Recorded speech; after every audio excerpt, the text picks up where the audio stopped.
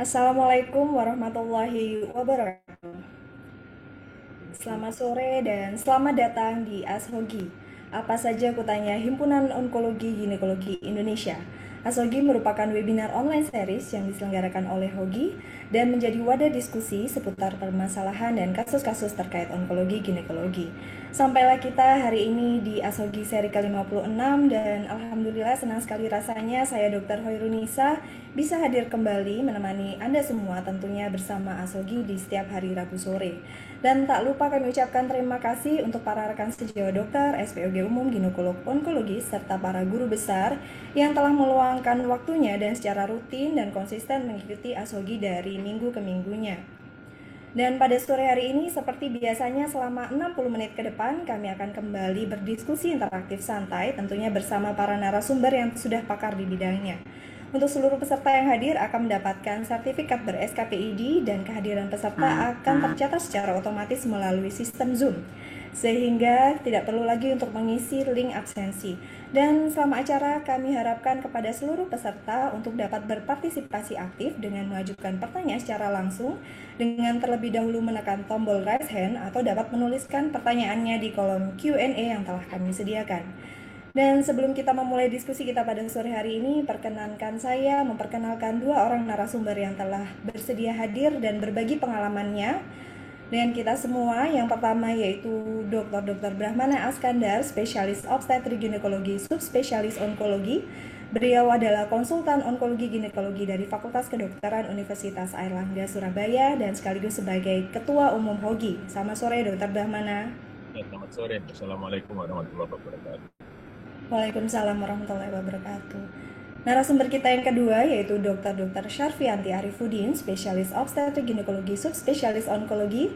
Beliau adalah konsultan onkologi ginekologi dari Fakultas Kedokteran Universitas Hasanuddin Makassar.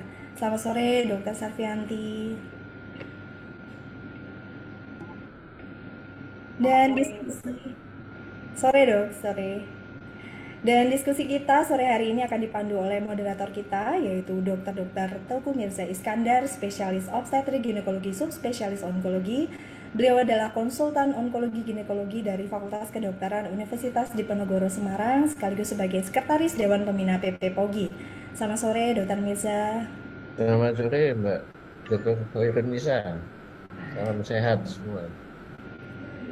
Baiklah, masih melanjutkan perbincangan kita mengenai kanker ovarium, yaitu kanker ginekologi terbanyak setelah kanker serviks dan seringkali terdiagnosis pada stadium lanjut.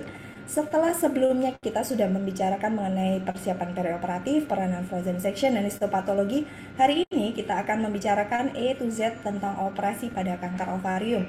Namun sebelum kita memulai diskusi kita pada sore hari ini, saya akan mengundang Ketua HOGI untuk memberikan sambutan dan sekaligus membuka acara ASHOGI pada sore hari ini. Kepada Dr. Brahmana Askandar, spesialis obstetrik ginekologi, subspesialis onkologi, kami persilahkan. Assalamualaikum warahmatullahi wabarakatuh. Selamat sore. Yang saya hormati Dr. Mirza, Dr. Sarfianti, Sekjen HOGI, Dr. Taufan, ngawal acara ini minggu ke minggu. Kemudian Dr. Koirunisa, Dr. Birama, dan semua tim yang mengkoordinir acara dari minggu ke minggu sepanjang tahun. Ya. Juga saya menyapa yang terhormat para partisipan yang setia mengikuti acara ASHOGI 15.30 setiap hari Rabu. Jadi topik ASHOGI itu sudah dibuat untuk general gynecology atau bahkan bisa diikuti juga oleh GP atau dokter umum. Ya. Nah, sore hari ini kita mendengarkan mengenai operasi kanker ovarium. Jadi mungkin banyak di sekitar kita ada pasien dokter datang ke vaskes primer, kemudian diperiksa oleh dokter umum, oleh general gynecology, kira-kira pasti harus memberikan informasi kira-kira operasi kanker ovarium itu seperti apa. Kemudian topik ASHOGI juga mulai Januari ini satu topik per bulan. Jadi kalau bulan ini mengenai kanker ovarium, nanti mungkin bulan depan mengenai kanker endometrium, dan selalu begitu dari bulan ke bulan. Karena acara 1 jam, mungkin cukup sekian saja. Mari kita ikuti bersama, mudah-mudahan bermanfaat bagi kita semua. Terima kasih. Wassalamualaikum warahmatullahi wabarakatuh. Waalaikumsalam warahmatullahi wabarakatuh. Terima kasih Dr. Brahmana. Baiklah, saya tidak akan berlama-lama lagi. Sekarang kita akan memulai diskusi kita pada sore hari ini. Kami serahkan kepada moderator kita, kepada Dr. Teguh Mirza Iskandar, spesialis obstetrik ginekologi, spesialis onkologi. Kami persilahkan.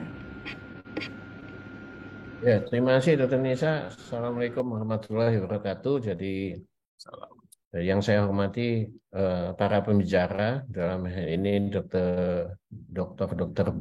Brahmana dan Dr. Safianti. Jadi saya juga menyapa selamat sore pada semua SPOG yang kebetulan sore hari ini bergabung. Jadi kalau kalian teman-teman di daerah itu mengamati, sebenarnya ini lebih terstruktur ya ASHOGI yang saya perhatikan. Yang pertama dulu bicara tentang perioperatif, yang kedua kita bicara tentang peranan frozen section, ya, dan yang ketiga sekarang ini kita bicara tentang gimana sih sebenarnya teknik-teknik operasi atau trik-trik operasi yang akan dilakukan oleh teman-teman di daerah. Tentunya bukan onkologinya ya, justru yang kita harapkan di sini adalah bagaimana manfaat dari ASHOGI ini bisa dimanfaatkan oleh teman-teman SPOG yang ada di daerah. Banyak sebenarnya pertanyaan-pertanyaan, tapi nanti kita akan bicara dalam diskusi ya. Kita kebetulan dapat pembicara yang luar biasa hari ini. Ada tokohnya Hogi, yaitu Dr. Brahmana yang kebetulan juga menjabat di Pogi, PP Pogi, banyak jabatannya ya, banyak banget ini. Komputer saya sampai penuh ini lihat jabatannya. Beliau adalah tinggal di Surabaya, dan yang satu lagi tokoh onkologi juga dari Makassar ya, dari Makassar, Dr. Safianti. Salam sehat Dr. Safianti ya. Jadi kita sore ini akan bicara tentang teknik operasi pada kanker ovarium. Mudah-mudahan ini nanti ada manfaatnya buat teman-teman yang ada di daerah. Sebenarnya banyak ya yang saya lihat masukan-masukan, tapi nanti kita akan bicarakan dalam diskusi. Ya, untuk menyingkat waktu, saya persilahkan waktunya 2 menit, 3 menit, Dr. Safianti dulu, bukan Dr. Brahmana, Dr. Safianti dulu. Silakan. Terima kasih dok. Share. Pertama-tama saya mengucapkan terima kasih atas kesempatan yang diberikan. Yang terhormat Dr. Mirza, guru saya Dr. Brahmana, sejawat Dr. Tovan, Mbak Nisa, dan teman-teman sejawat sekalian. Assalamualaikum warahmatullahi wabarakatuh. Waalaikumsalam warahmatullahi wabarakatuh. Bisa share screen? Oke.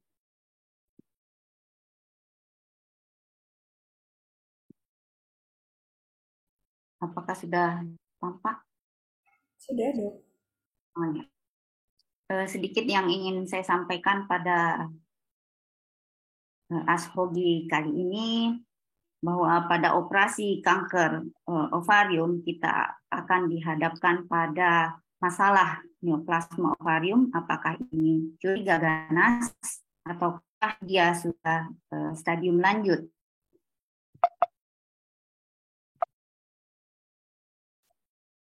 Nggak bisa ya? Oke. Nah, dalam mempersiapkan operasi, tentu kita butuh banyak persiapan, karena akan menentukan operasi apa yang akan kita lakukan. Nah, persiapan operasi yang kita butuhkan tentu saja mulai dari anamnesis, umur, paritasnya, kemudian keluhannya, apakah ada perubahan konstitusional, mengarah ke ganas atau tidak, kemudian pemeriksaan fisiknya, penunjang dengan ultrasound yang paling mudah, petanda-petanda tumor, kemudian informed consent. Nah, informed consent ini kita akan berdiskusi banyak dan akan berbeda-beda berdasarkan usia pasien. Apakah dia ingin konservatif ataukah tidak ingin konservatif lagi. Nah, ini juga informed consent-nya akan berhubungan dengan ketersediaan frozen section. Kalau frozen section tidak tersedia, pilihannya apa? Kalau frozen section tersedia, nah nanti lihat hasilnya. Kalau positif bagaimana? Kalau negatif ya tidak ada masalah ya. Selanjutnya kita melangkah pada prosedur operasi. Nah, prosedur operasi tadi saya sudah jelaskan berdasarkan usianya, apakah kita akan konservatif, kemudian jika sudah jelas stadium lanjut, mungkin kita mau komprehensif, jadi lebih ekstensif. Nah, jika kondisi pasien kira-kira tidak memungkinkan untuk menjalani operasi yang sangat ekstensif, nah mungkin pilihan kita adalah hanya biopsi. Nah, biopsi ini apakah kita mau melakukan secara laparoskopi, ataukah laparotomi, atau jika dia ada misalnya efusi pleura dan asites yang masif, mungkin sudah dilakukan torakosentesis, dari hasil sitologinya saja sudah dapat ganas, nah mungkin pilihan kita adalah memberikan neoadjuvan kemoterapi yang akan kita lanjutkan dengan secondary surgery.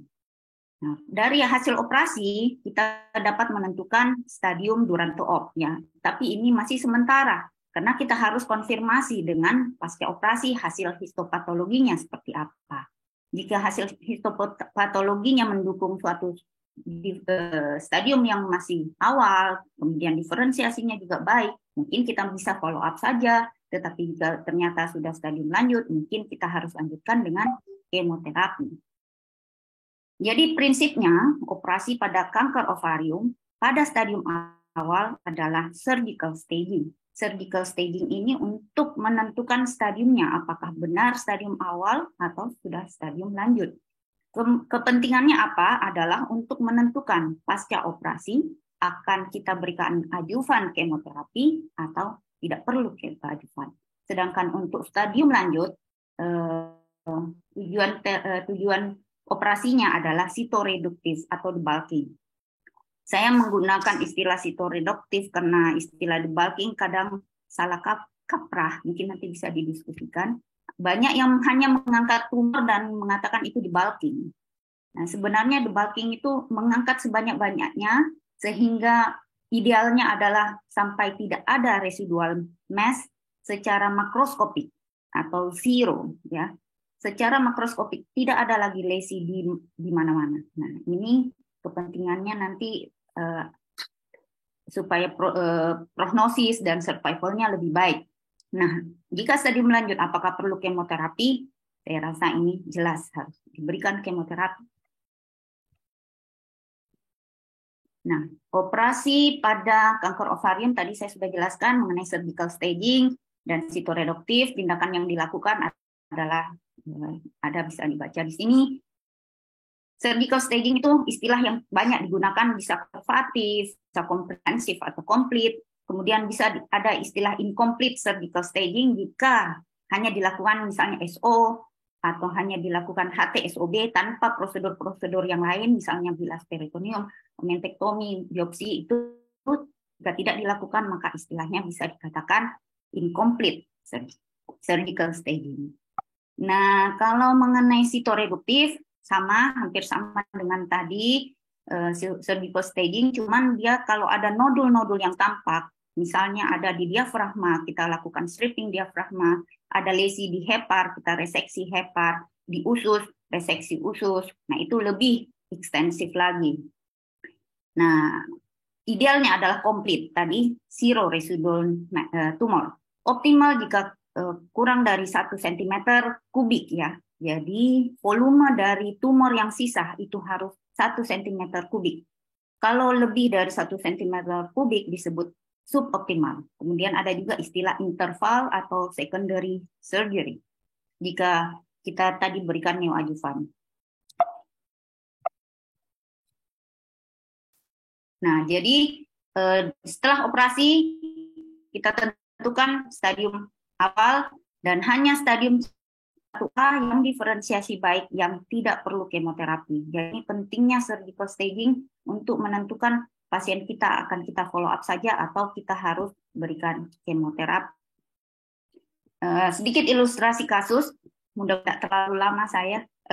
Ini ada Nyonya A 30 tahun dengan P1A0, riwayat dilakukan salpingo-ovarectomy oleh TS Ogin dan hasil histopatologi high grade serous carcinoma. Jadi tidak ada data mengenai CA125, tidak ada data dari operasi, hanya semuanya mulus, ya. Jadi asumsi kita adalah ini masih stadium awal.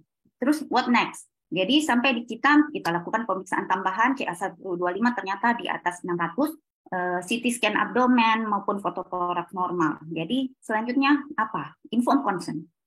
Ini sudah jelas ganas. Apakah kita melakukan extensive surgery atau konservatif?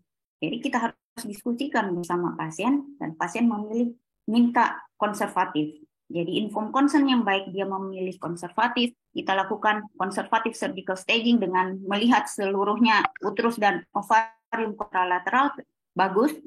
Kita pun berasumsi ini 1A, nodul-nodul peritoneum tidak ada. Ternyata hasil patologi anatomi, sitologinya positif, dan mikrometastasis pada omentum, walaupun di KGD tidak ada. Jadi ini stadium 3A. Terus what next? Pilihannya adalah kita relaparotomi tambah kemoterapi, atau kemoterapi dulu baru relaparotomi, atau kemoterapi saja. Pasien tidak mau relaparotomi, sudah mau operasi yang ketiga. Nah, ini informed consent, kembali lagi, kemudian follow up-nya nanti kita melihat apakah dia respon komplit atau progresif nantinya. Selanjutnya, jika fasilitas frozen section-nya ada, coba kalau fasilitas frozen section ada, kemungkinan ada penanganan yang mungkin bisa berbeda settingannya. Nah,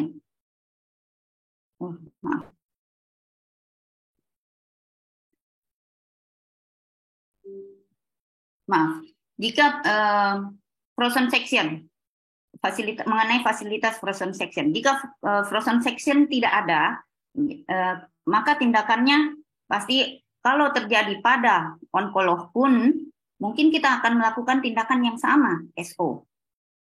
Tetapi jika frozen section ada, nah jika hasilnya positif, mungkin kita bisa memotong satu langkah ini. Jadi mungkin kita bisa langsung sampai pada konservatif surgical staging. Jadi pasien tidak perlu sampai 3 kali operasi, mungkin bisa 2 kali saja operasi. Tetapi ini dilemanya karena pasien masih muda, dia masih mau konservatif. Seandainya dia tidak memilih konservatif, kita bisa langsung complete surgical staging. Nah, apa yang terjadi kalau dia usianya lebih lanjut? Nah, ini juga kalau usianya mungkin 45 tahun dengan kondisi yang tadi masih bagus semua, mungkin kita hanya melakukan HTSOB. Apakah ini komplit? Tetap juga tidak komplit. Seandainya ada frozen section dan hasilnya positif, mungkin kita bisa langsung complete surgical staging. Jadi, kalau kita melakukan HTSOB saja, jadi tidak incomplete, nah pilihan kita masih banyak. Relaparotomi tambah kemo, atau kemo dulu, baru laparotomi, atau bagaimana. Sedangkan kalau kita langsung melakukan complete surgical staging, maka tindakan kita hanya kalau dia stadium awal, kita follow up saja. Kalau ternyata dia stadium lanjut, ya kita lakukan kemoterapi. Jadi sebagai ilustrasi, menangani operasi pada kanker ovarium seperti kita berada di persimpangan jalan, kita mau memilih ke kiri, ke kanan, atau lurus saja, itu tergantung persiapan apa yang kita punya untuk menentukan langkah kita. Dan yang paling penting adalah informed consent yang harus diberikan pada semua pasien dari berbagai usia, karena penentuan tindakan juga akan berpengaruh dari usia. Demikian yang dapat saya sampaikan, mungkin lengkapnya nanti dari Dr. Brahmana. Terima kasih. Ya, baik, terima kasih Dr. Savanti. Jadi apa yang disampaikan tadi mulai dari persiapannya, ya sebenarnya kayak informed consent frozen section itu ada di periode, tapi memang ini tidak lepas dari persiapan bagaimana seorang SPOG itu bisa mempersiapkan satu operasinya gitu. Mungkin selanjutnya Dr. Brahmana bisa lebih mengarahkan tentang aplikasinya, gimana sih seorang SPOG ya di daerah itu bisa menangani teknik-teknik operasi yang bagaimana yang bisa dilakukan oleh teman-teman SPOG yang di daerah. Tentunya kalau saya bilang tidak mengarah ke surgical staging. Surgical staging ini mengarahnya sudah ke ke onkologi ya. Jadi bagaimana aplikasinya? Silakan, Dokter Pramana, 5 menit. Oke, saya mungkin 4 menit, Dokter Mirza. Ya, bentar ya. Oke. Saya coba kalau ada share ya. Ini sebentar, maaf. Bentar.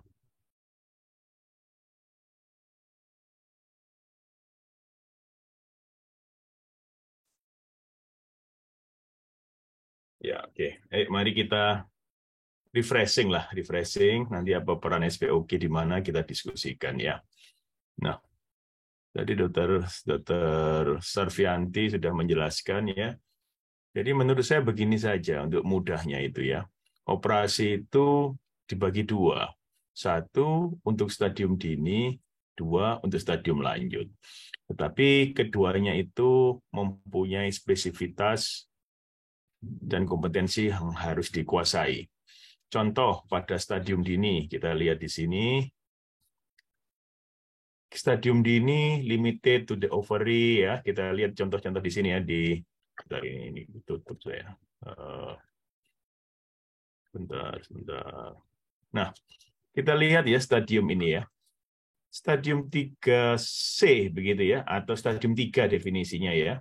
Itu ada retroperitoneal limfadenopati, artinya KGB retroperitoneal positif. Kalau yang pertama misalnya kita operasi, misalnya ada indung telurnya di sebelah kanan, kemudian disgerminoma, tidak ada pelekatan dan apa-apa dan lain-lainnya, apakah kita bisa yakin bahwa dia stadium 1A? Belum. Karena apa? Kalau ternyata misalnya pada kasus ini KGB retroperitoneal positif, seperti definisi stadium 3, maka stadiumnya naik menjadi 3. Tadi yang kita perkirakan stadium 1 menjadi stadium 3. Nah, ini pentingnya operasi pada stadium dini adalah menentukan stadium secara akurat. Kenapa penting untuk menentukan secara akurat? Karena kalau stadiumnya tidak akurat, kita bingung menentukan langkah selanjutnya. Apakah operasi saja cukup, ataukah harus diterapi adjuvan dengan kemoterapi? Karena sebagai contoh, misalnya disgerminoma stadium 1A pada sel usia muda, dia tanpa kemoterapi, tapi betul-betul stadium 1A. Nah, ketika kita hanya SOD saja, kita belum yakin, belum menyingkirkan stadium 3-nya dan lain-lain sebagainya. Jadi mungkin ini pentingnya pada stadium dini. Stadium lanjut punya spesifitas tersendiri lagi. Kenapa? Karena gross residunya harus 0. Bahkan pada rumah sakit tersier, itu kita melakukan operasi seringkali operasi itu join beberapa bidang. Kadang satu operasi itu kita operasi ginekolog, onkolog, kemudian urologi, kemudian bedah vaskuler untuk mengambil node yang di dekat vaskuler, misalnya nempel benar, kemudian misalnya ada metastasis di umbilikus, kemudian kita reseksi maka nutupnya dengan bedah plastik. Nah, kenapa sampai seribet itu? Karena pada stadium lanjut, tujuan utama operasi mencapai gross residunya 0. Ya. Jadi untuk mencapai gross residu 0, segala daya upaya kita kerahkan begitu. Nah, kalau sudah kita berdiskusi mengenai ini, maka kita kemudian bertanya, apa peran general gynecology untuk suatu tumor ovarium atau kanker ovarium? Nah, sebetulnya begini. Kalau misalnya katakan ya, kita menerima pasien, kemudian settingnya akut ya, kemudian kista torsi ovarium kanan, dilakukan ovarektomi kanan, ya dibantu kita itu. Kalau misalnya ada kecurigaan karena seandainya ada ginekolog-onkolog, ya detik itu juga langsung dikonsulkan ke ginekolog-onkolog. Mungkin saja dioperasi di rumah sakit tipe A, yang pasti ada mungkin ginekolog-onkolognya. Maka kalau kita melakukan operasi, ya kita langsung konsul op untuk mendapatkan staging yang akurat kalau itu stadium dini, atau kita bisa mencapai gross residu 0 kalau itu stadium lanjut. Tetapi kalau ketika misalnya kita menjumpai, saya misalnya sebagai general gynecologist di suatu kabupaten, saya membuka operasi, ternyata malignan begitu ya. Tergantung stadiumnya dini atau stadiumnya lanjut. Rasanya sih mungkin stadium dini. Kalau stadium lanjut biasanya sudah langsung di refer begitu ya. Nah, ketika stadium dini apa yang bisa kita lakukan? Tergantung usia. Kalau misalnya kita mau konservatif, lakukan saja SOD semampu kita. SOD kemudian jangan lupa dilihat omentumnya, jangan lupa dieksplorasi seluruh rongga peritoneumnya, adakah nodul di tempat lain dan sebagainya, dan pada surat rujukannya ditulis sehingga kita tidak bertanya-tanya lagi, sehingga nanti di center tersier akan didiskusikan pada tumor board dengan fakta seperti begini, operatornya menginformasikan durante opnya seperti begini, maka kita bisa melakukan apa pilihannya. Kita melakukan resurgery untuk menentukan stadium secara akurat agar adjuvannya pas, ataukah cukup saja diobservasi saja. Nah, itu nanti ditentukan. Tetapi yang repot kalau misalnya rujukannya tidak ada informasi sama sekali, atau mungkin memang tidak dilakukan, hanya SOD saja gitu, wah kita tambah bingung lagi. Apalagi tidak ada patologinya. Kalau tidak ada patologinya, kita sulit setengah mati begitu. Jadi sebetulnya banyak peran dari SPOG, general SPOG, yang untuk menangani kanker ovarium atau tumor ovarium. Mungkin itu saja, Dr. Misa, prolog untuk diskusi. Terima kasih. Oke, terima kasih Dr. Brahmana. Jadi permasalahannya ini sebenarnya tadi sudah jelas ya disampaikan Dr. Brahmana dan Dr. Sarvianti. Tapi sekarang masalahnya ini berhubungan juga dengan apa yang ditanyakan oleh Dr. Inayatullah Rifai. Baik, terima kasih pertanyaannya Dr. Inayatullah. Bagaimana cara efektif screening agar SPOG umum itu tidak melakukan operasi kistoma ovari yang sebetulnya cancer? Ya. Kalau sudah terlanjur dibuka dan terkesan ganas, apa saja yang harus dilakukan?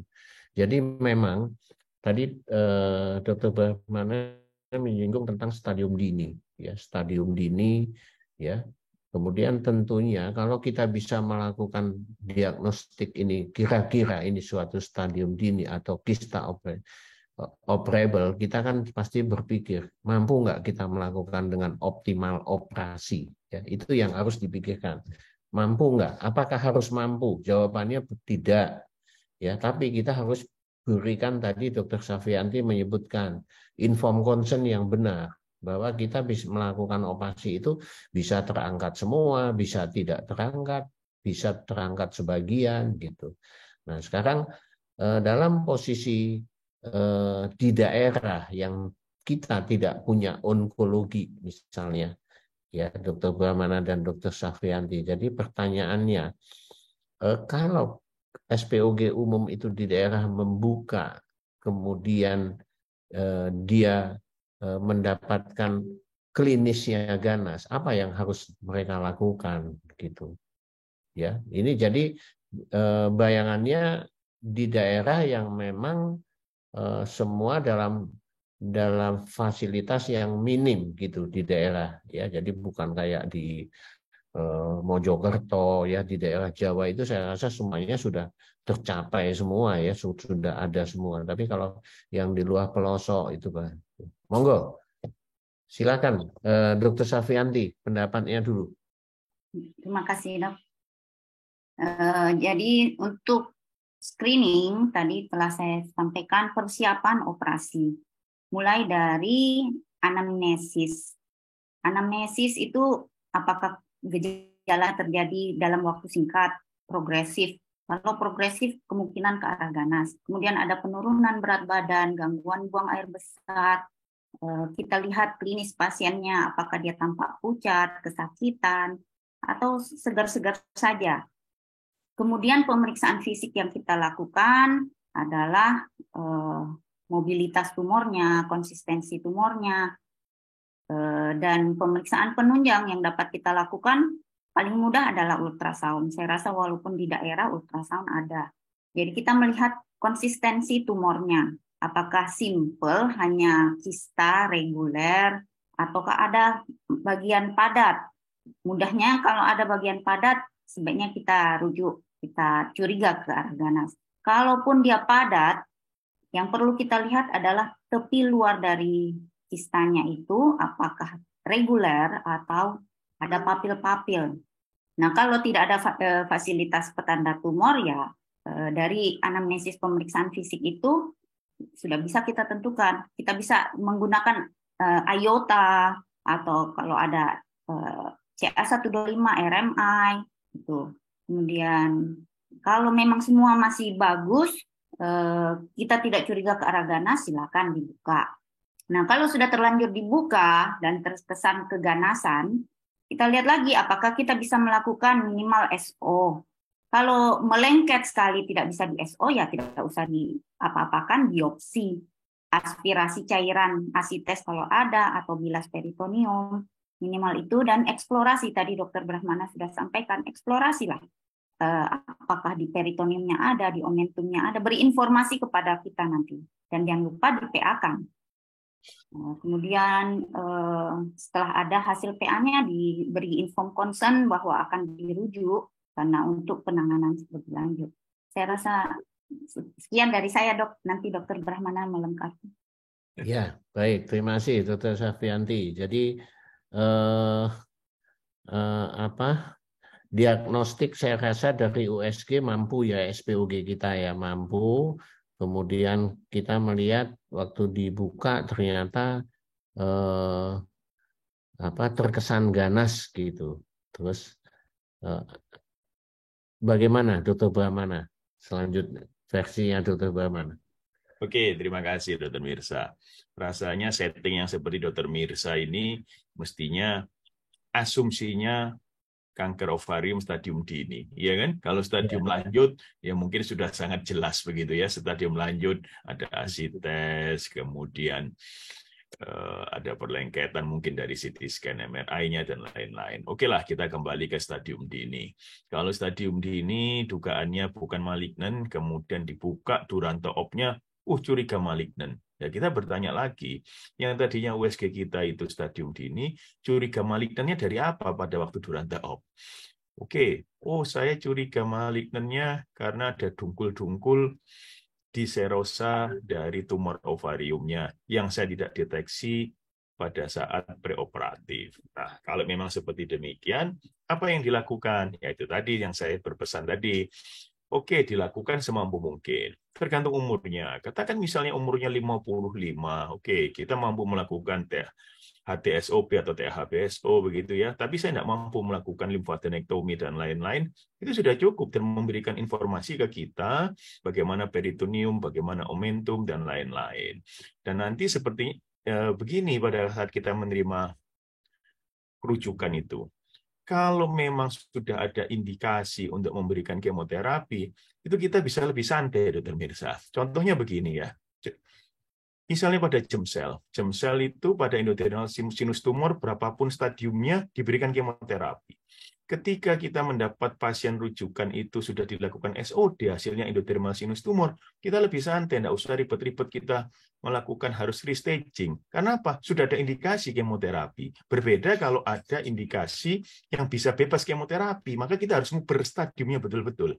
Karena kalau stadiumnya benar-benar 1A, misalnya diskerminoma, kita bisa bebas kemoterapi. Kasihan pasiennya, kalau harus di kemoterapi, sebetulnya tidak perlu. Nah, jadi seperti setting tadi, kalau curiga ganas umurnya misalnya 55, ya HTSOP, kita mampunya HTSOP. Syukur-syukur bisa lihat omentumnya, syukur-syukur bisa lakukan multiple biopsi pada peritoneumnya, syukur-syukur kita bisa melakukan omentektomi. Bahkan, saya omentektominya tidak bisa bersih. Kalau omentumnya itu looks normal, tidak harus kita total omentektomi, karena tidak menambah survival. Kalau total omentektomi pada omentum yang looks normal, tampak klinisnya normal. Kecuali kalau ada omental cake, baru kalau dengan bersih maka akan menambah survival. Itu contoh. Jadi lakukan sebisa mungkin. Contoh lagi misalnya settingnya, saya itu ternyata curiga ganas. Ini sebetulnya saya bisa ngangkat dikit ini. Asalkan agak bebas dikit saya bisa ngangkat. Ya konsulkan saja ke bedah digestif. Mungkin saja tidak ada ginekoloh-onkolohnya, tapi ada bedah digestif. Konsulkan ke bedah digestif. Ya, siapa tahu bisa memisahkan, kemudian bisa HTSOP. Ini akan lebih dengerin Kang Brahmana. Sebentar. Oke, masih. Jadi tolong yang bocor di anu ya. Jadi itu tadi, kalau misalnya, oh saya ini lengket nih, saya nggak punya ginekolog, tapi punya sejawat teman bedah nih, panggil aja teman bedahnya, bebaskan, kemudian kita bisa hati SOP. Wah saya nggak bisa limfadenektomi, urusannya nanti berikutnya setelah seminggu, 2 minggu ada hasil patologinya. Kalau pasiennya mau di-refer, di-refer. Kalau pasien tidak bisa di-refer, bagaimana? Telepon lagi kita ke ginekolog-onkolog terdekat. Mungkin kalau ada di kabupaten yang di sekeliling Dokter Mirza, bisa telepon Dokter Mirza, minta advice dok. Kalau misalnya pasien nggak mau dirujuk nih secara fisik, telepon aja. Itu gunanya kita ask for help begitu ya dalam dunia medis ya. Nah, kemudian kalau stadium dini bagaimana? Ya kalau stadium dini ya itu tadi lakukan tergantung umur saja. Intinya kalau umurnya muda, sekonservatif mungkin, nggak usah mikir hysterektomi. Nanti kalau ternyata perlu hysterektomi dan lain-lain, mendingan reoperasi daripada HTSOP ternyata harusnya bisa konservatif dia. Kasihan, ya kan? Apalagi 19 tahun, curiga ganas, HTSOP. Padahal germ cell itu sangat highly kemosensitif, sehingga residu-residu mungkin sangat sensitif terhadap kemoterapi. Jadi usia muda, sekonservatif mungkin. Mampunya ragu-ragu, usul saja, ragu-ragu kiri atau kanan saja.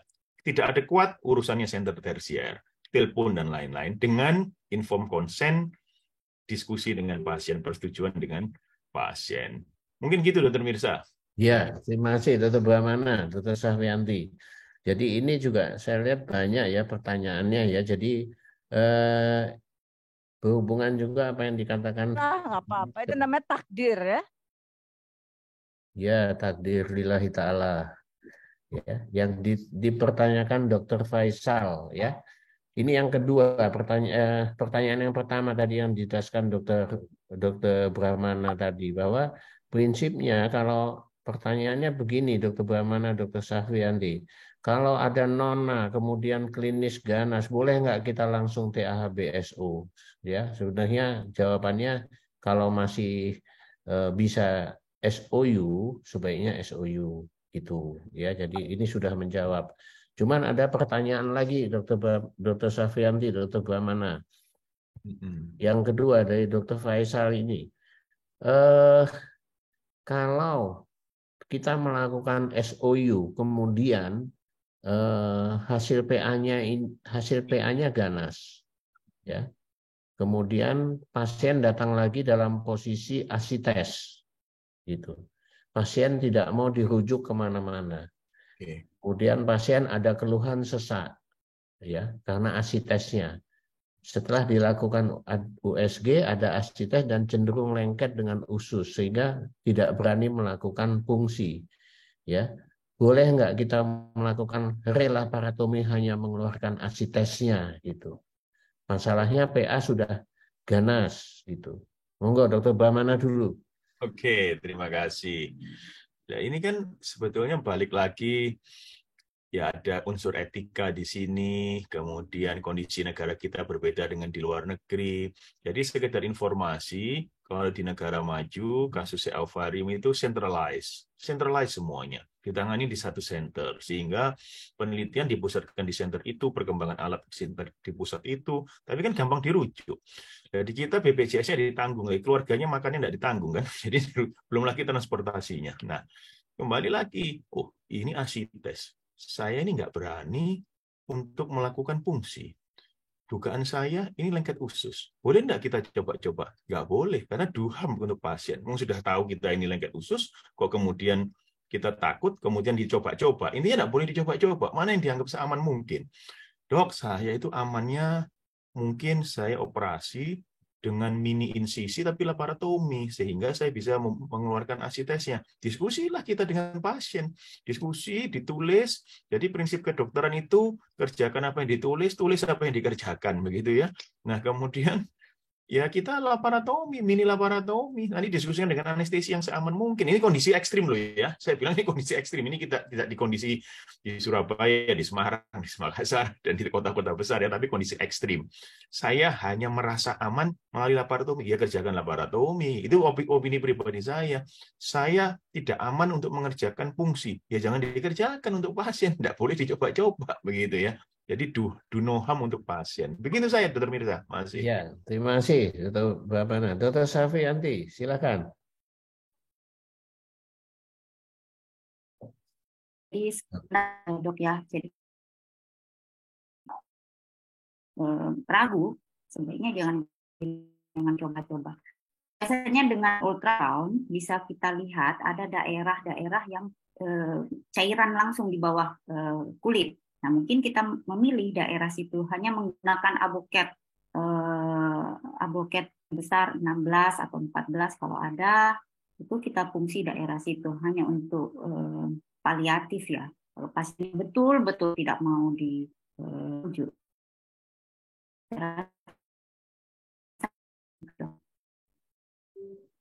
Iya, terima kasih Dr. Safianti. Jadi gitu ya, mudah-mudahan bisa dipahami bahwa apa yang disampaikan tadi memang prinsipnya kita nggak boleh coba-coba dan komunikasi dokter dan keluarga itu sangat penting. Tapi memang daripada relaparotomi lebih baik fungsi. Biasanya kita pakai fungsi Abuket 14 ya kalau kita biasa melakukannya. Oke, selanjutnya. Dok, mana yang lebih ganas? Gambaran honeycomb sekat-sekat atau berpapil untuk kasus-kasus serus kista? Gitu. Monggo, Dr. Sarfiasti. Mana yang ganas dari gambaran USG? Ini mungkin maksudnya gambaran USG ya. Maksudnya gambaran USG. Mana yang gambaran USG-nya dikatakan lebih ganas? Honeycomb yang bersekat atau yang berpapil? Silakan, Dr. Sarfi. Kalau lihat USG-nya ada papil itu sudah ganas ya, sangat besar kemungkinan ganas, kecuali papilnya sangat kecil ukurannya, ya mungkin bukan papil ya kayak massa padat. Nah, tapi kalau sudah jelas berpapil-papil itu sudah jelas ganas. Sedangkan jika bersekat belum tentu ganas.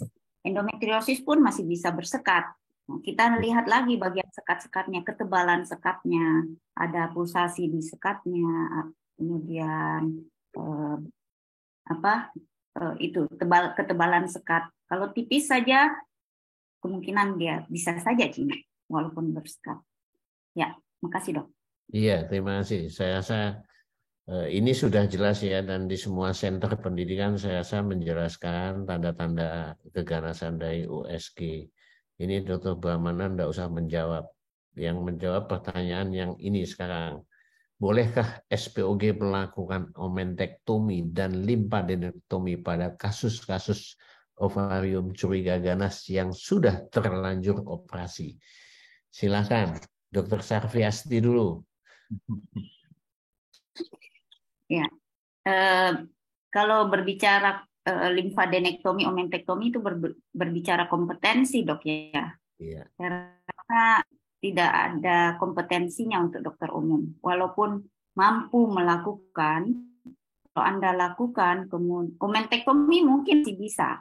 Ya walaupun mungkin tidak lengkap, tidak jadi infrakolik, hanya semacam biopsi omentum mungkin. Tetapi kalau limfadenektomi, kalau tidak ada komplikasi, mungkin Anda akan selamat. Tapi kalau ada komplikasi perdarahan akibat tindakan yang Anda tidak punya kompetensi, nah itu yang mungkin nanti akan menimbulkan masalah buat Anda. Saya rasa itu dok. Makasih. Iya, terima kasih. Dr. Brahmana yang punya hoki ini supaya batasan-batasannya, silakan Dr. Brahmana. Oke, terima kasih Dr. Mirsa. Kita lihat, saya ngomong tentang omentektomi dulu. Nah, omentektomi itu kita lihat, kita itu bagian dari treatment atau staging kita. Ya, kalau misalnya omentumnya tampak sangat normal, mobile, tidak ada perlengketan, saya mau melakukan omentektomi, boleh-boleh saja selama pernah mengerjakan. Ya, artinya jangan sampai saya tidak pernah mengerjakan sama sekali omentektomi, kemudian dicoba pada saat pasien pertama kali saya ini. No, kembali lagi ke prinsip etik, 4 prinsipal itu. Do no harm untuk pasien. Nah, itu sudah duham untuk pasien. Kalau misalnya, saya ini tidak pernah, saya cuma lihat YouTube saja nih, lihat YouTube, saya praktekkan begitu ya. Nah ini tidak pas begitu ya. Tapi rasanya di setiap center kalau omentektomi kan pasti pernah melakukan. Nah kemudian kalau omentektomi tapi ternyata ada omental cake, ya itu sangat dekat sekali batas space-nya yang bebas tumor. Jadi omental cake kemudian usus. Selalu ada space memang. Tapi kalau tidak terlatih ya jangan dikerjakan. Saya ambil omentum ya nggak perlu. Kalau seperti itu ya cuma di biopsi saja. Contohnya demikian. Sekarang kalau limfadenektomi, balik-balik lagi. Jadi sebetulnya 4 prinsipal etik itu bagus sekali. Saya limfadenektomi, saya bisa atau tidak? Pernah melakukan atau tidak? Do no harm untuk pasien. Saya ini tidak pernah melakukan sama sekali, tapi pernah lihat. Sudahlah saya coba itu. No, tidak bisa dicoba. Harus pernah melakukan, merasa mampu melakukan. Kembalikan ke keluarga kita ya. Keluarga kita, kemudian saya obatkan ke dokter begitu ya. Ini saya belum pernah melakukan, Bu, tapi saya coba begitu ya. Nah, ini sulit juga begitu. Nah, tapi kalau misalnya saya ini sudah sering mengerjakan, kalau melakukan limfadenektomi, hati-hati loh. Limfadenektomi itu tidak sesimpel yang dilihat. Kita melihat simpel deh. Tapi sometimes terjadi robekan vena loh. Kalau terjadi robekan vena, kita punya bulldog clamp atau enggak? Kita punya Satinski atau enggak? Kita bisa menjahit venanya dengan benang 60 atau enggak? Dan lain-lain sebagainya. Jadi artinya kalau kita mengerjakan sesuatu, itu kita harus memikirkan if something happen, manageable atau tidak. Itu yang paling penting itu. Kalau something happen tidak manageable, ya jangan dikerjakan. Tapi kalau something happen manageable, misalnya nih saya kasih ilustrasi, di tempat saya dikerjakan oleh SPOG non-onkologi nih, di rumah sakit kita, Center Tersier Rumah Sakit A. Kemudian limfadenektomi. Ya enggak apa-apa, misin. Ya, enggak apa-apa kalau dia pernah mengerjakan, kemudian apalagi pamit. Saya, dok, saya mengerjakan limfadenektomi misalnya ya. Ya oke, itu pun masih kita harus siap ya misalnya sewaktu-waktu dipanggil. Tapi kan ada manageable. Tapi kalau di suatu tempat misalnya limfadenektomi ketika something happen, robekan vena, robekan arteri, tidak manageable dalam artian SDM, alat, bahan. Ya jangan begitu karena itu akan membahayakan. Itu Dr. Mirza masih. Iya, terima kasih. Jadi saya rasa batasan-batasannya jelas. Kalau omentektomi ya mungkin masih boleh, tapi omentektomi itu kita lihat ada yang omentektomi total, ada yang parsial omentektomi, ada yang namanya biopsi omentektomi, biopsi omentum maksud saya. Jadi kalau kita cuma nyuil sedikit, jangan dilaporannya tulisannya omentektomi, ya kita tulisnya ya biopsi omentum gitu. Yang dibilang omentektomi total itu yang sampai sisanya tinggal mungkin 1 senti dari batasan dan sampai ke parakulika itu ya diambil ya gitu. Jadi pemahaman itu. Tapi kalau limfadenektomi ini kembali Dr. Safianti mengatakan kembali pada kompetensi. Di era sekarang pasien itu datang itu ada 2. Nggak kayak zaman senior kita. Mau datang berobat itu kemungkinannya 2, datang dan berobat dan menuntut, kemungkinannya ada 2 kemungkinan di situ. Jadi di era sekarang kalau kita nggak punya kompetensi sebaiknya nggak usah gitu. Kemudian ada saran, ini dulu pernah disinggung oleh Dr. Brahmana rencananya. Dr. Safianti dan Dr. Brahmana menampilkan video tentang praktis simple hysterektomi supaya kita direfresh. Itu sudah pernah dipikirkan ya Dr. Brahmana, nanti mungkin ke depan kita akan tindak lanjuti semuanya. Terima kasih. Terus kemudian bertanya lagi ini banyak karena yang bicara Dr. Safianti sama Dr. Brahmana pertanyaannya. Ya. Bagaimana kalau kita melakukan operasi ya, tindakan surgical staging itu lebih baik dikerjakan langsung atau kita tutup dulu sambil menunggu hasil PA-nya kalau di daerah tidak ada frozen section. Jadi maksudnya ada ovarium, kita ambil ya, kemudian kita curiga ganas, langsung kita surgical staging atau kita tutup dulu hasil atau baru nunggu hasil PA-nya. Ya, saya cuman agak aneh ini pertanyaannya, Dr. Brahmana. Surgical staging ini sebenarnya apakah kompetensi SPOG, Pak Dr. Brahmana? Oke. Silakan. Jadi yang dimaksud surgical staging itu ini kan berarti stadium dini. Kita sepakati ya. Stadium dini operasinya surgical staging. Stadium lanjut operasinya sitoreduktif atau debulking. Ya, itu sesuatu terminologi yang berbeda.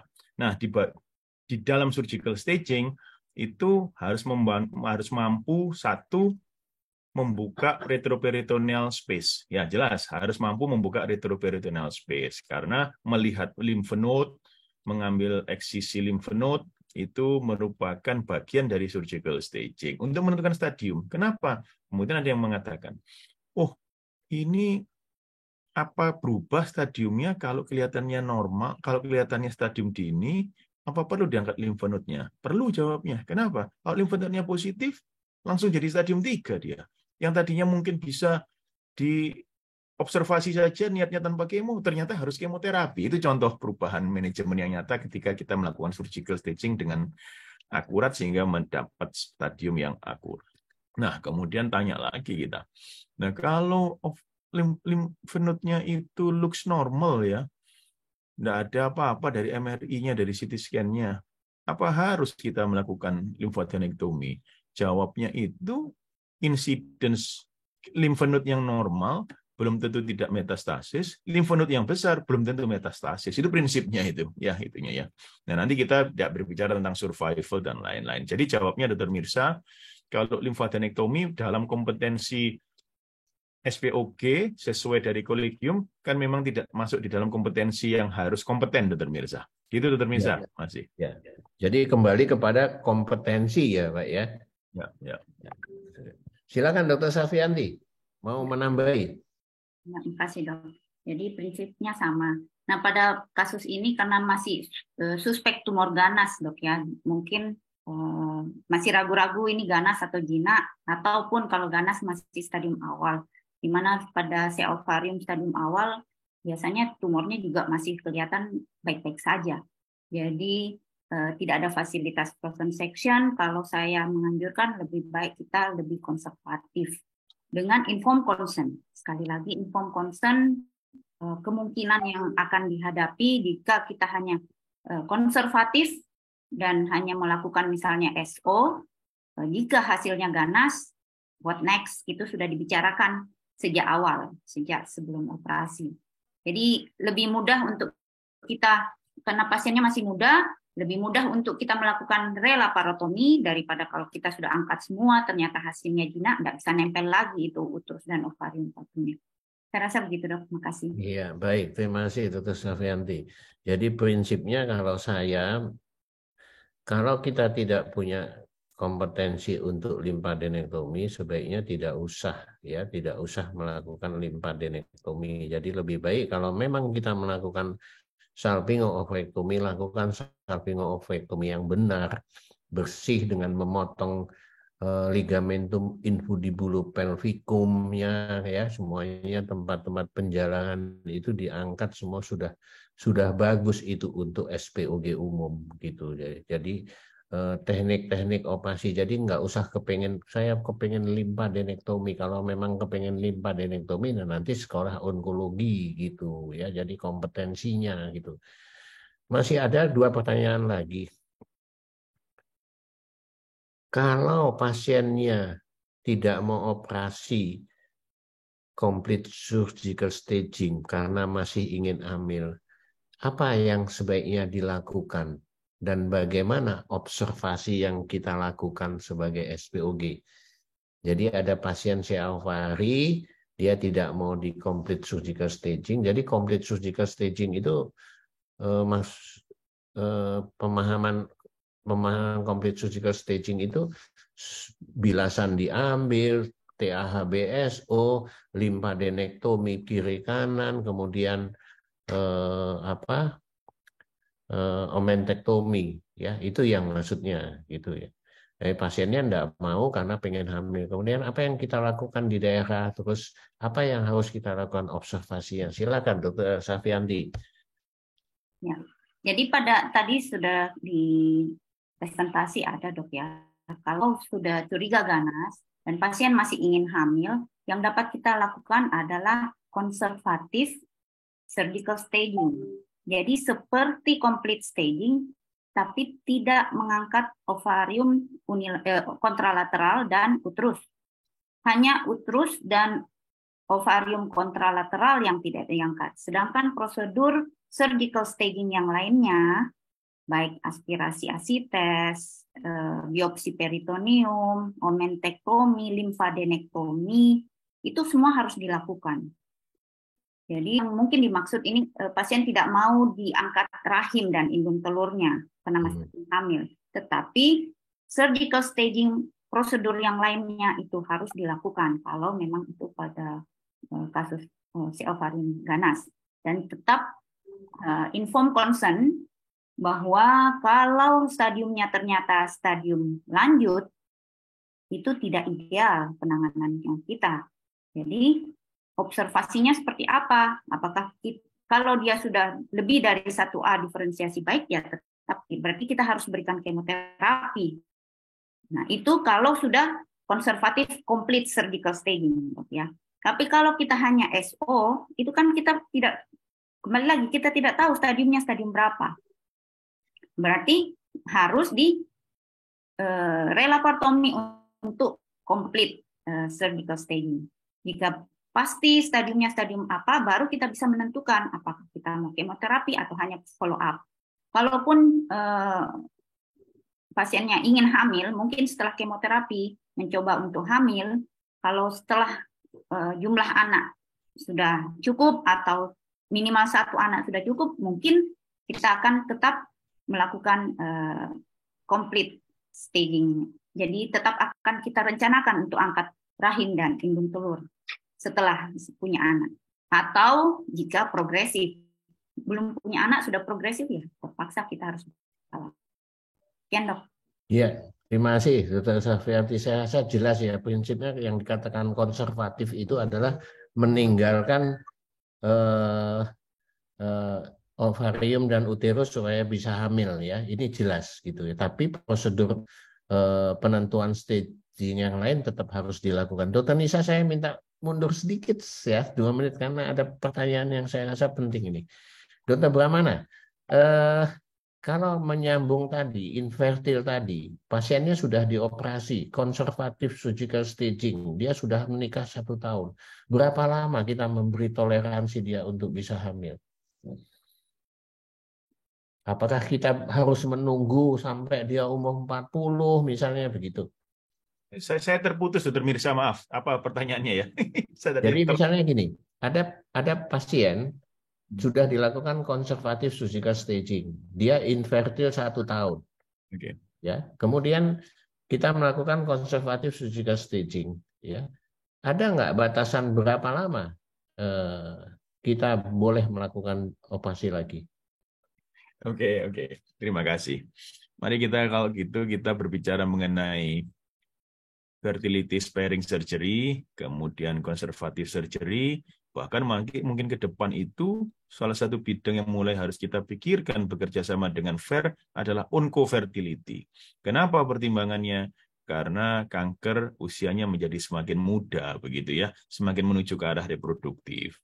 Nah, satu, fertility sparing surgery, mungkin tepatnya lebih baik fertility sparing surgery. Fertility sparing surgery itu syaratnya adalah ada fertility wish dari pasiennya. Itu yang seringkali disalahpahami. Begitu usia 28 tahun, si ovarium ya, kelihatan mau stadium dini, mau stadium lanjut, biarkan pasien yang memilih dia. Dia mau konservatif ataukah dia mau komplit. Nah, kalau misalnya pasiennya itu mengatakan, "Dok, saya tidak perlu punya anak," dan lain-lain, dokter sestandar mungkin. Ya jangan kita konservatif pada kasus itu. Konservatif atau tidak bukan ditentukan oleh dokternya, ditentukan oleh pasiennya. Itu yang harus diingat itu. Jadi ada fertility wish pada pasiennya. Nah, misalnya toh usianya 35 tahun ya, 35 tahun. Tapi anaknya sudah 4. Ya jangan ditawarkan fertility conservative surgery. Loh, usianya masih 35. Loh, conservative surgery, fertility sparing surgery, satu-satunya indikasi adalah fertility wish, bukan usia. Ya, jadi itu yang harus difahami. Nah, kalau misalnya misalnya ditanya, oke, saya fertility sparing surgery sudah dikerjakan. Oke lah, USO dengan limfadenektomi ipsilateral lah, omentektomi, dan lain-lain. Singkat ceritanya, dia complete remission gitu ya. Terus kapan dia harus ditunggu untuk menjalani komplit begitu ya? Ya setelah punya anak dia. Setelah punya anak, menjalani komplit. Kalau ditunggu-tunggu tidak punya anak, berapa lama kita bisa nunggu? nggak ada waktu penelitian yang mengatakan tentang itu kapan bisa ditunggu. Kita diskusi betul dengan pasiennya tentang risk untuk recurrency dan lain-lain sebagainya. Jadi itu kira-kira mungkin tambahan insight mengenai fertility sparing surgery. Ya, gitu Dokter Mirza. Oke, terima kasih. Satu lagi terakhir ini. Ini tadi jawaban Dokter Brahmana sekaligus menjawab apa yang dilakukan Dokter Thomas meskipun tidak karena waktu saya cukupi. Satu lagi pertanyaannya. Ya. Kenapa? Apakah limfadenektomi itu harus dilakukan pada kasus-kasus ovarium? Kelihatannya kan KGB-nya juga tidak membesar. Kenapa harus dilakukan? Nah, ini Dokter Safianti, silakan. Dokter Safianti dulu. Ya. Singkat Saya rasa aja. Dokter Brahmana sudah menjawab ini, Dok, bahwa yang tidak membesar aja bisa ganas ya, dan yang membesar bisa saja dia tidak ganas. Nah, itu prosedur yang sangat penting karena walaupun kelihatan tidak ada apa-apa, bisa saja itu sudah ada penyebaran di sana. Nah, jika lymph node-nya positif, maka stadiumnya sudah akan menjadi stadium 3C. Kalau di pelvic 3C1, sedangkan jika di paraorta menjadi 3C2, dan itu sangat berbeda penanganannya. Saya rasa itu, Dok. Ya, baik. Silakan Dokter Brahmana. Terakhir ini. Oke, terima kasih. Berbicara mengenai lymph node, tidak mungkin bisa dibahas dalam 1 jam ini ya. Tentang lymph node only saja ya. Contoh misalnya germ cell ovarian cancer. Kalau kita berbicara dysgerminoma, itu angka dari semua germ cell ovarian cancer, dysgerminoma itu salah satu yang metastasis ke lymph node-nya paling tinggi dibanding germ cell yang lain, itu contoh. Sebaliknya pada yang epitelial, jenis yang mucinous, angka insiden metastasis ke lymph node kecil. Jadi ada ilmunya tersendiri, Dokter Mirza ya. Tapi secara umum standarnya tetap harus dikerjakan ya, dilakukan limfadenektomi, karena kalau nggak dilakukan limfadenektomi, ini secara umum ya, kalau misalnya di center tersier kita bisa tahu, oh ini mucinous, oh ini ganas atau enggak. Karena enggak bisa semua mucinous kemudian limfadenektomi. Mucinous itu 60% jinak, 20% borderline, 20% malignan. Jadi memang harus holistik kita memikirkannya begitu. Jadi tidak sesimpel ini limfadenektomi, ini enggak. Jadi tergantung type-nya, tergantung usianya, tergantung kecenderungan untuk limfonode metastasisnya, sikonnya banyak, Dokter Mirza. Tapi lega artisnya tetap dikerjakan. Gitu, Dokter Mirza. Iya, baik. Terima kasih, Dokter Brahmana. Luar biasa, Dokter Sarfianti. Saya appreciate dengan apa yang ada di pada Akshogi sore ini. Saya boleh menyimpulkan sedikit bahwa persetujuan tindakan, informed consent, dan kompetensi itu sangat diperlukan di dalam kemampuan teman-teman di daerah. Kemudian masalah kompetensi ini juga harus diperhatikan, dan masalah kejujuran di dalam pengelolaan kasus karsinoma ovari. Ya, jadi apa yang bisa diambil dari diskusi sore ini, saya rasa banyak ya, mungkin dari pertanyaan-pertanyaan tadi dan masukan-masukan tentang videonya memang itu sudah dibicarakan, tapi kita tunggu saja nanti realisasinya. Sekali lagi terima kasih Dr. Safianti dan Dr. Brahmana, saya appreciate. Mohon maaf Dr. Nisa, saya kembalikan pada Dr. Nisa karena saya korupsi 5 menit ya. Terima kasih, saya kembalikan. Assalamualaikum warahmatullahi wabarakatuh. Selamat jumpa teman-teman SPOG. Waalaikumsalam warahmatullahi wabarakatuh. Baik, terima kasih kami ucapkan kepada narasumber dan moderator kita sore hari ini, Dr. Brahmana, Dr. Sarfianti, Dr. Mirza, juga Dr. Tovan. Luar biasa menarik sekali diskusi kita sore ini, banyak sekali pertanyaan yang masuk dan paparan para narasumber juga moderator sangat informatif sekali.